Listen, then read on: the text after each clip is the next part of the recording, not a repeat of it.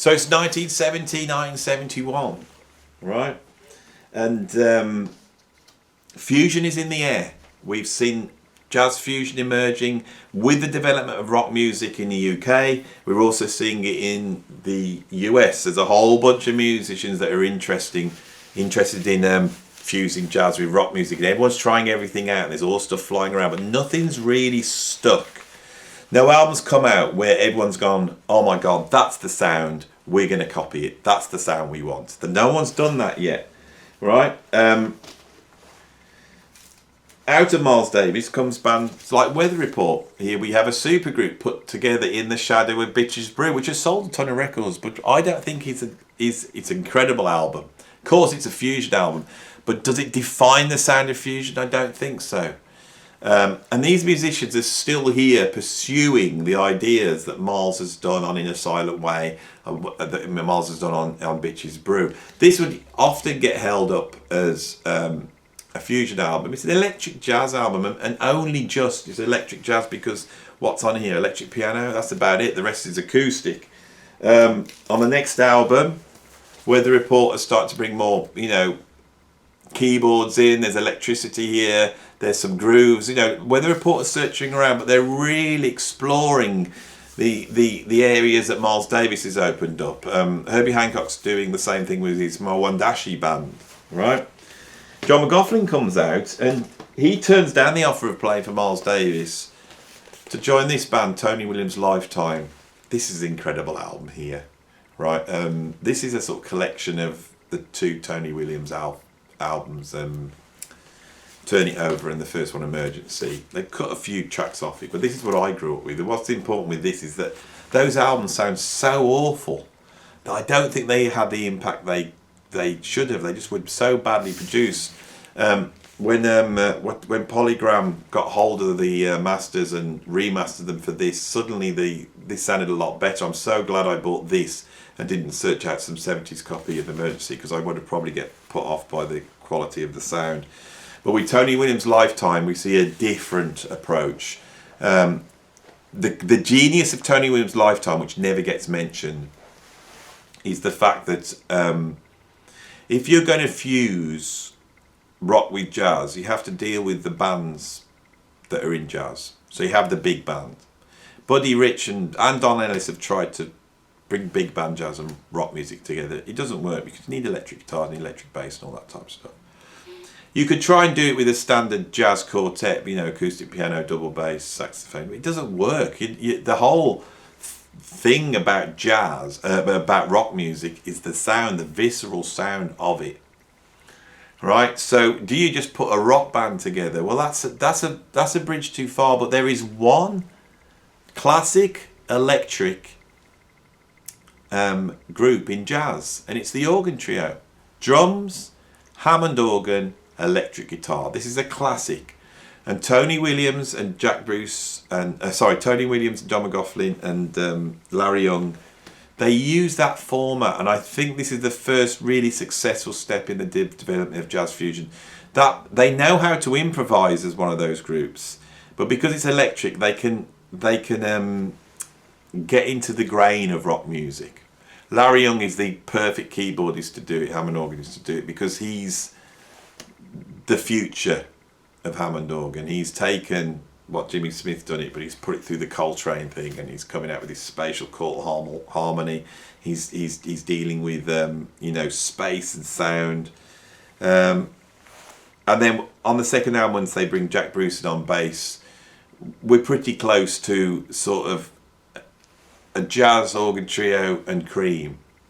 So they can now start to pursue the sound. If you think of that first Weather Report album, they can't make rock music on that. How are they going to do it? They've got no guitar. How are they going to do it? There's no synthesizers yet. But Tony Williams solved this, and they're playing loud and they're playing out, and it's free jazz, but it's rocking.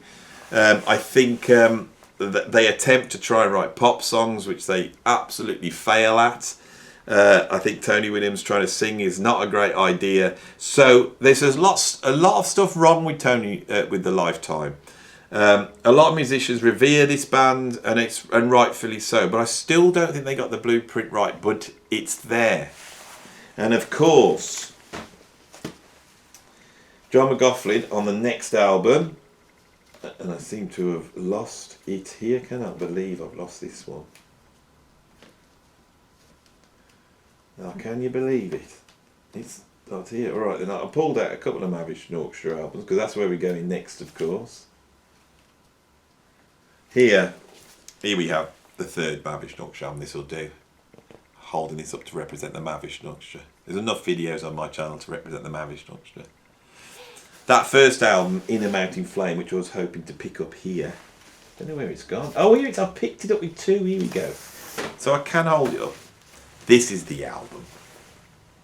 This is the definitive album. There it is. This is the most important album in the history of jazz rock fusion. Up until then, everyone's experimenting. They're trying to find a way of doing it. And some of this is more successful, some of it's less successful. But here, they find the blueprint. Right? What is it about this album that is so important? It's so many elements on it. One of the things, it's a rock band. It's the first thing I've held up, which is a rock band. Guitar, bass, drums, keyboards, and electric violin. The electric violin is part of the genius. And Jerry Goodman's so important. That's one of the elements. It's classical music and the blues, Hendrix. That's what Jerry Goodman represents. There's Indian music in there. There's English folk, American folk in there. Country music at some points in there. And there's Hendrix rocking out music in there. But there's stuff we haven't heard before. There's odd time signatures in there. And Billy Cobbins chopping up the time in a certain way. They've gone back to group improvisation at certain points where people are playing around in a circle, which goes right back to Louis Armstrong, and the solo organisation is different. They've sacrificed some of the bebop-isms. They don't care about that. All these guys can play bebop, but we don't hear that because they fill that in by channeling Indian classical improvisation. Jan Hammer is trying to change the sound of keyboards. On here he's got an electric piano and he's got a device to try and bend notes. On the next album he's got a Moog synthesizer and he can bend notes. And with the violin and the guitar and the Moog synthesizer, they're able to create one that I think is the definitive sound of fusion, which for me can be boiled down to Jan Hammer's keyboards. That's the definitive sound of fusion. All these new elements are in there. It's all groundbreaking. And then the big drum kit, the machine gun rolls round the toms, right? And the only thing that's probably not there is like sort of slap bass. But could this band take it? Somebody's got to hold it all down. It's at the point of implosion at all times, and Rick Laird just holds it down. Of course, Rick Laird is a virtuoso bebop bass player, and he knows how to do that job. But all these elements, there's so many elements here, and musicians, when they hear these elements, they want to copy it. This is really what makes styles happen. You could put an album out, and if it's not a success, people listen, oh, that's interesting, but they don't want to copy it. You have to do something really above and beyond to get musicians to copy you. So it's a little bit like Louis Armstrong in the beginning of the 1920s. When Louis Armstrong emerged, all the musicians want to copy him. The drummers want to copy him. The keyboardists want to copy him. Pianists want to copy him. When the Mavish Orchestra comes out, every drummer wants to be Billy Cobham. Every guitarist wants to be John McLaughlin. Every keyboardist wants to be Jan Hammer. Right? And very cleverly, their management put them out alongside, not in jazz clubs, but alongside mainstream popular acts. And one of the really interesting things about this band is John McLaughlin's interest in the spiritual. If you want to sell instrumental music to an audience, you need to give them something to grasp onto. It needs to have a story. It needs to have a lifestyle attachment to it. Right, we think of the new age music that emerged in the 1980s.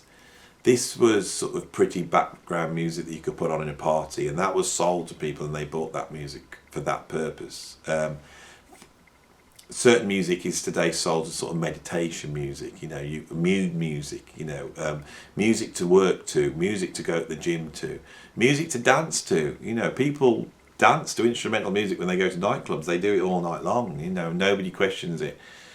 What John McLaughlin did is he sold the idea that this was a sort of spiritual adventure, that when you went to a Mahavishnu Orchestra gig, that it was something that was going to change you. It's not entertainment. You're not going to sit there and go, well, that's a good gig. You're going to be changed by it. And they're going to do that by taking you on an extreme journey.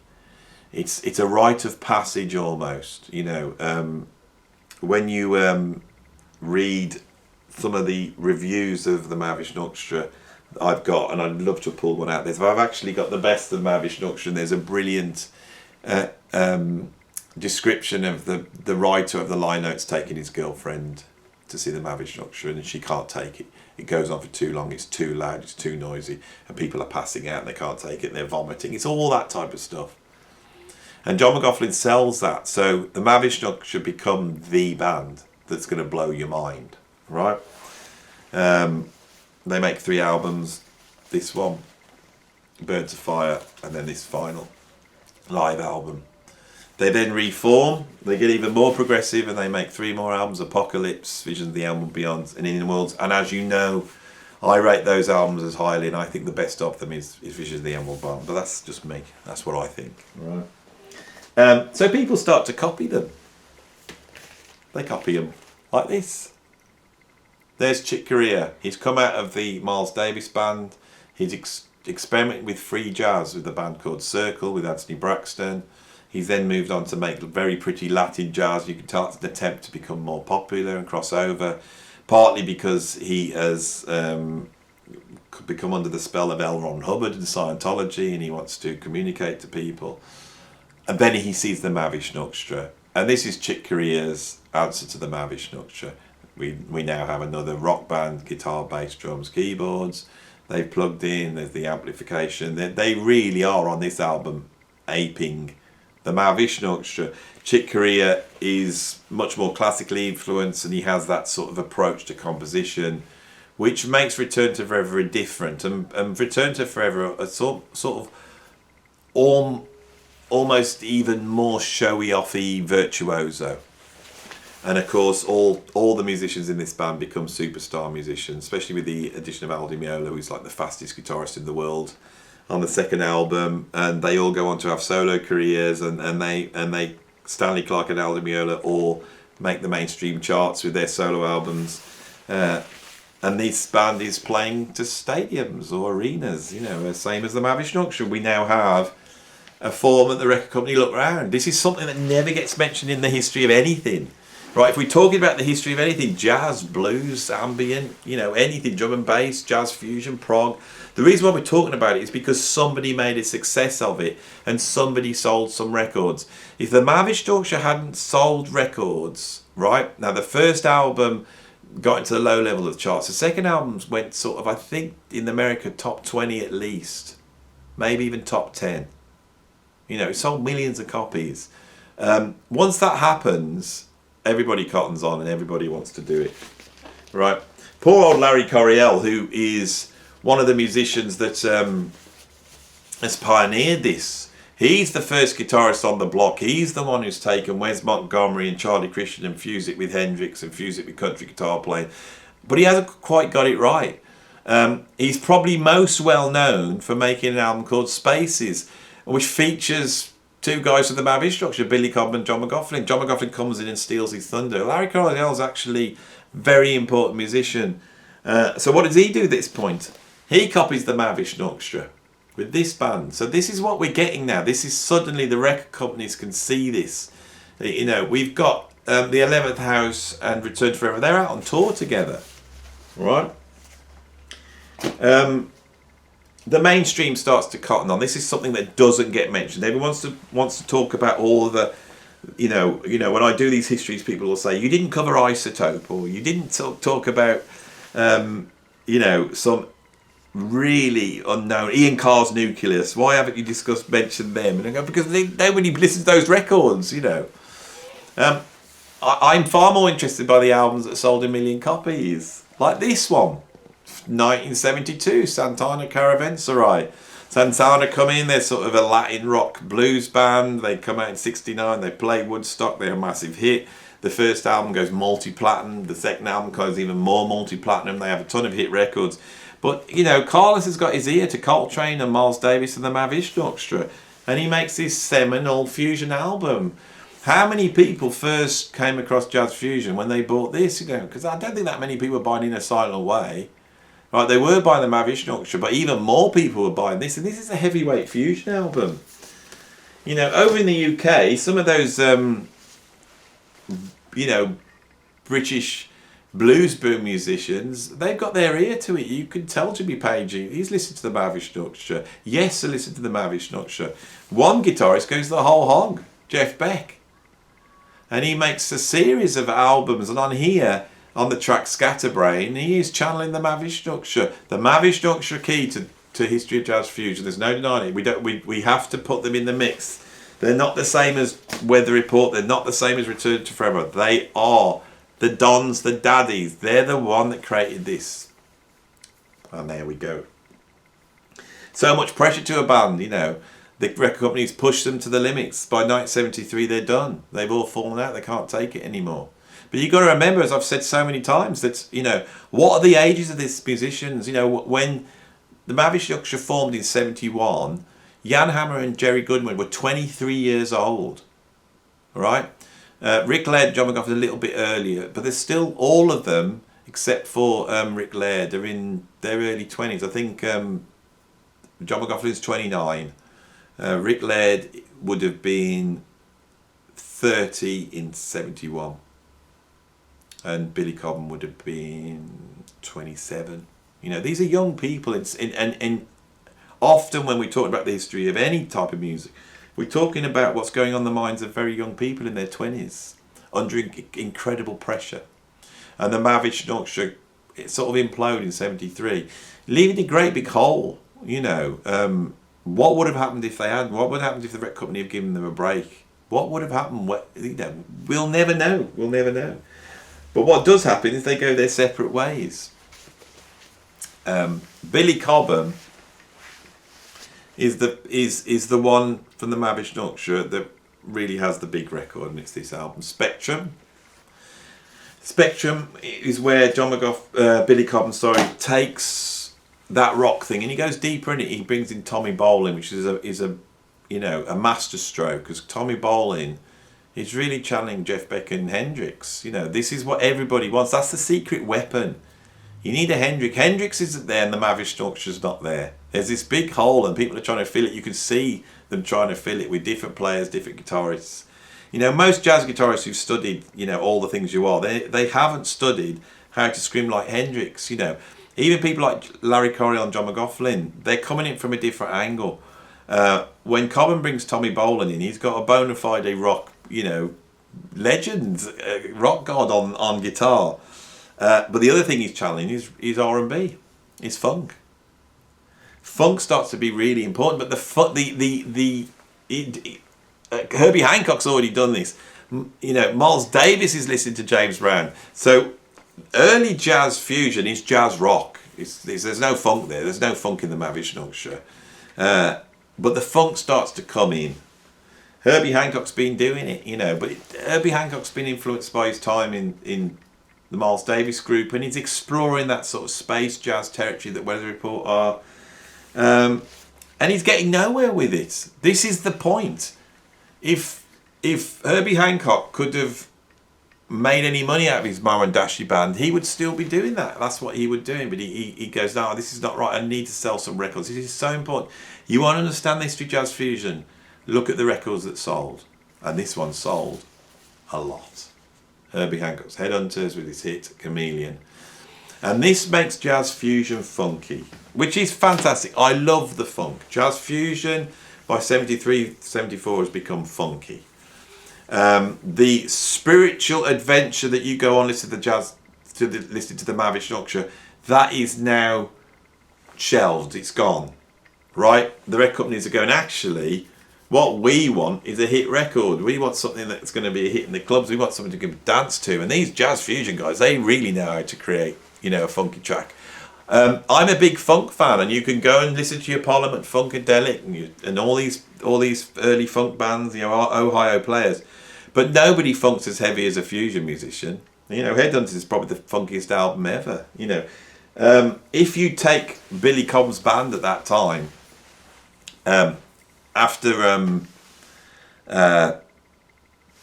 he's done Spectrum, he brings a lot of musicians that were in a band that he was in before the Maverick Schnooks called The Dreams, and The Dreams were part of a scene that I haven't discussed yet, and it's very, very important in the history of jazz fusion.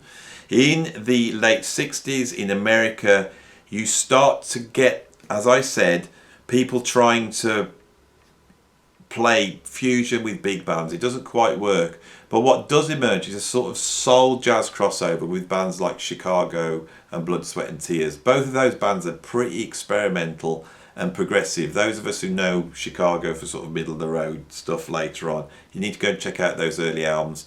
There's a band like Chase, and there's The Dreams, and that sound was a success. Blood, Sweat and Tears sold a lot of records at the time. It's a sound that's floating around. Cobham returns to it, and then in the mid-70s, that sound really emerges with the Brecker Brothers. Right? This is the second album. I meant to pull the first album out. I made a mistake. This is the second album. It will do.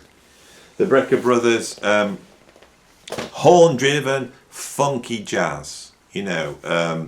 There's a bebop in there, there's James Brown in there, there's a little bit of the Maverick Schnooks in there, there's electric guitar solos, a little bit of blues Hendrixy soloing going on. You hear the saxophonist playing the changes, but the guitarists never do at this point. They're always just blowing on the blues. That's what everybody wants.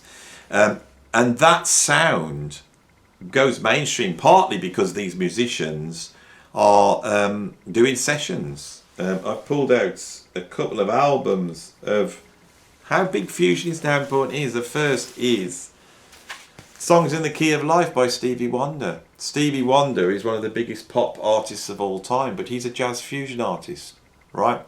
On here is a track called Contusion, which is an instrumental jazz fusion track.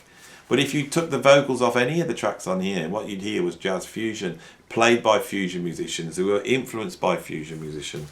The other band, of course, which is a huge pop band with huge hits, which is another jazz fusion band, mainstream, is Steely Dan. I have Steely Dan's greatest hits here. It's a gatefold. Should you have a look inside? There we are. The two beatnik geniuses, a dash of William Burroughs, a dash of Miles Davis and hipster jazz, a dash of jazz fusion funk, and we have Steely Dan. They've got all the musicians listed here, and it's like a who's who of jazz fusion players. Larry Carlton's on here, Victor Feldman's on here, Steve Gadd's on here, Jay Graydon, Don Grolnick, Paul Humphrey played Frank Zappa, Jim Keltner, Steve Kahn, John Clemmer, Rick Marotta, Michael McDonald. He's not a fusion player, but you have to admit the fact these vocals are incredible. Jeff Porcaro, Dean Parks, Chuck Rainey, Bernard Purdie, Lee Ritner, Joe Sample, Tom Scott, Wayne Shorter. This is a jazz fusion. So jazz fusion, right, has gone mainstream. There's pop artists that are challenging jazz fusion by the mid-70s. And this is then going to go on to albums like Michael Jackson, Earth, Wind and Fire. This is the mainstream pop. The biggest album of all time, Thriller by Michael Jackson, is just full of jazz fusion musicians. All right? So this starts to affect jazz, and it in a way it affects jazz in a bad way. Let's get onto that on the next video. I'm going to move on. Thanks, I think, at this point.